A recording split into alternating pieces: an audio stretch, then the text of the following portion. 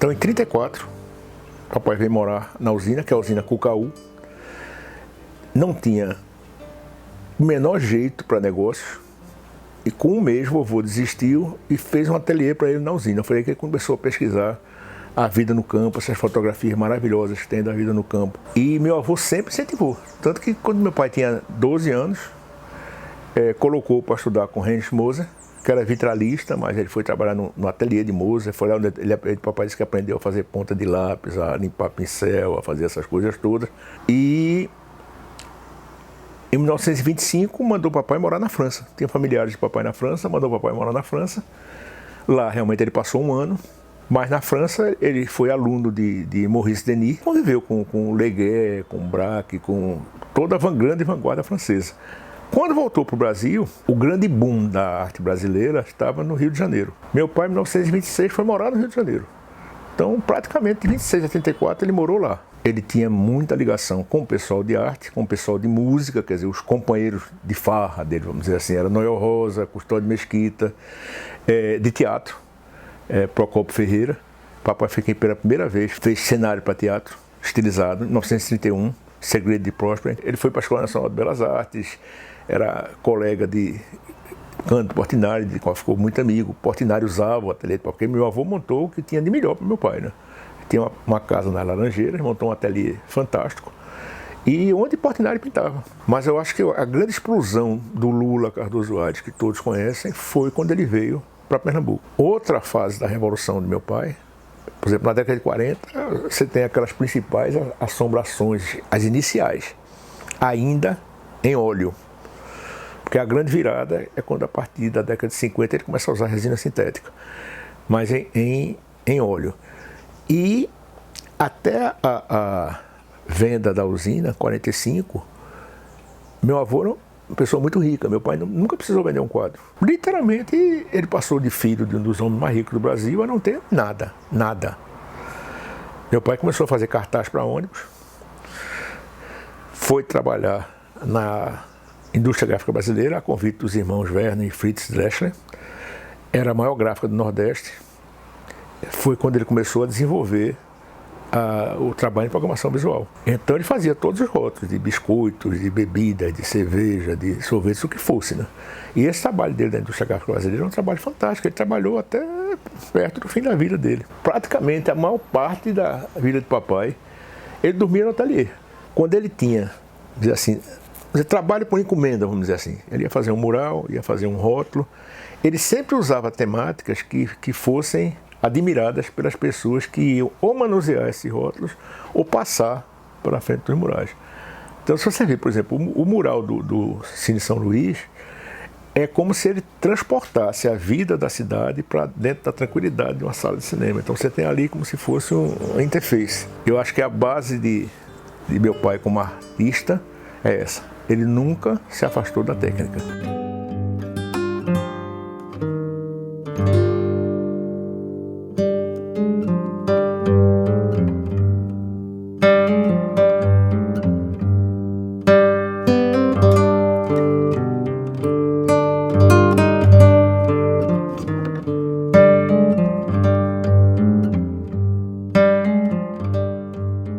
Eu nasci em 1932. Papai sempre dizia que as minhas filhas se formaram. E só para agradar a ele, eu entrei na faculdade de Direito. Mas quando eu cheguei na faculdade, eu vi que eu queria ser mesmo era pintor. Em 1952, um ex-colega de colégio, Ivan Carneiro, se encontrou por acaso comigo. Aí disse que Abelardo da Hora estava fundando com alguns outros rapazes um ateliê coletivo. E eu participei desse ateliê desde a fundação.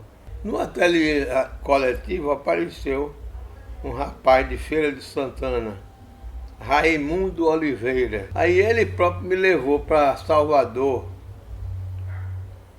E eu fiquei no ateliê de Mário Cravo, preparando parede para Mário Cravo. Depois trabalhei com o Caribé, trabalhei com o General Augusto. Passava de um para o outro. Apareceu um artista paulista, amigo de Caribé, Arnaldo Pedroso Dorta. Ele disse: quando você quiser ir a São Paulo, me procure. E assim eu fiz.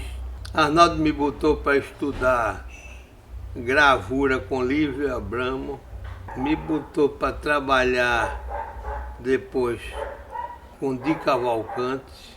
Uma ocorrência decisiva foi uma viagem que eu fiz com Paulo Vanzolini. Em uma das últimas cidades que a gente visitou, São Carlos, em Rondônia, o delegado todo dia ia para dentro do barco. Só um dia foi que eu descobri que o que atraía ele era a minha pintura. Aquilo para ele foi um deslumbramento. Até que um dia ele disse: eu também queria um quadro. Aí eu perguntei: que quadro o senhor queria, seu Felizardo? Ele disse: um índio flechando um arara. Aí eu pintei assim. Aí quando eu cheguei aqui, eu era exclusivo de um machão paulista, Renato Tavares de Magalhães Gouveia. Ele abriu uma galeria aqui para trabalhar a minha obra. Que quem tomava conta era Nara Hessler. Eu disse: Nara, eu agora só vou pintar para quem disser o que quer que eu pinte. Minha estética deixou de ser a história da arte, cubismo, não sei o quê, e arte política ou o que fosse, para ser executar a encomenda que o cliente pede.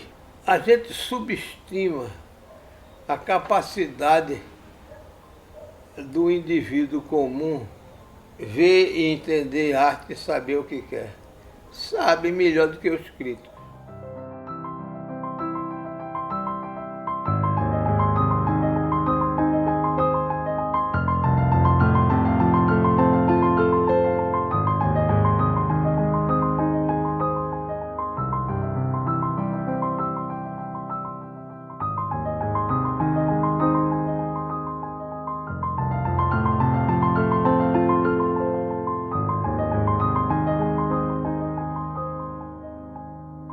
A minha avó e meu avô, eles tiveram 6 filhos. Só meu pai e meu tio Wilton é que se enveredaram pela parte artística, né? A nossa casa tinha uma escada e eu subia na escada para ver, para assistir ele pintando, né? Aí ele me dizia: essa tinta assim, essa aqui, assim, bota aqui. Aí ele gostava, né, de brincar. E eu lembro exatamente o momento que ele estava pintando esse quadro, né, e que eu estava chorando, que eu era pequenininha, chorando com raiva, porque eu não queria ficar ali em pé. Mas é assim mesmo. Memórias, né? Memórias. O papai era uma pessoa muito carismática. Onde ele chegava, não tinha que não gostasse dele. Né? Todo mundo admirava, todo mundo brincava com ele. Não era porque era meu pai não, mas ele era uma pessoa muito bonita. Eu nasci em junho e ele faleceu no mês do aniversário dele, que foi em setembro. Então, realmente, eu não tive convivência, não tive o dia a dia, infelizmente. Eu sei dele, da figura dele, não somente do artista, mas da pessoa, do pai, do avô e do esposo, através de 2 pessoas muito importantes, que é a minha mãe, a filha dele, e principalmente a minha avó. E aí foi através dessa vivência que eu consegui descobrir um pouco quem era o meu avô, né? Então, primeiro eu descobri que ele era uma pessoa muito maravilhosa, divertida, que gostava de ficar com os amigos, que bebia um pouquinho. Então, às vezes eu achava engraçado que eu pegava alguma coisa para pintar, né? Aí eu pintava, aí aqui em casa muita gente não nasceu com muito dom artístico de pintura, mas eu pintava, aí ela, olha, Rosana, eu já tô vendo um traço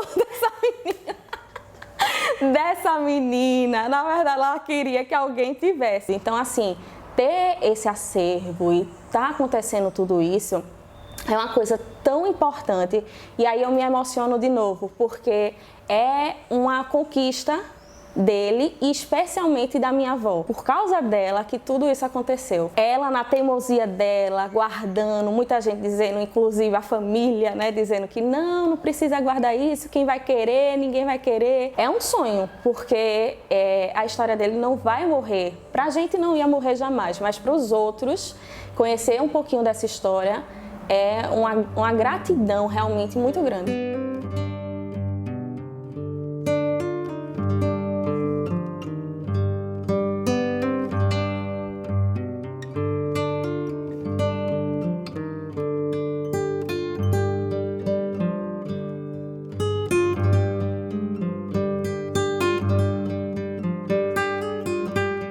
Era uma pessoa múltipla em todos os aspectos. A brasilidade da obra dele é muito importante. O folclore, né, as manifestações culturais, cultua a mulher, a beleza da mulher, entendeu?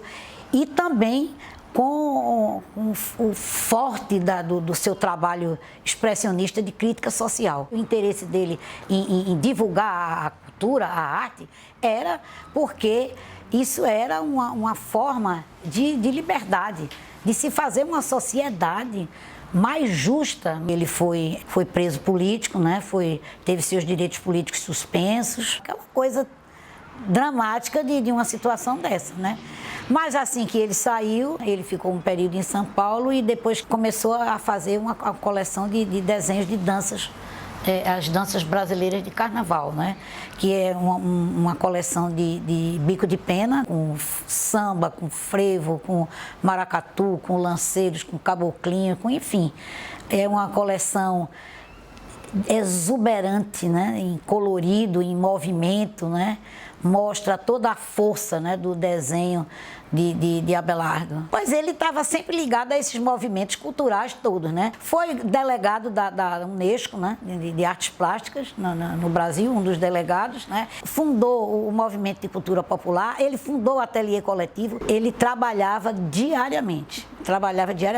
Ora ele estava no ateliê lá atrás fazendo escultura, ora ele desenhava, porque muitas vezes ele desenhava primeiro, depois ele fazia a maquete, ele amassava o barro, ele dobrava um ferro, ele trabalhava acocorado, horas acocorado.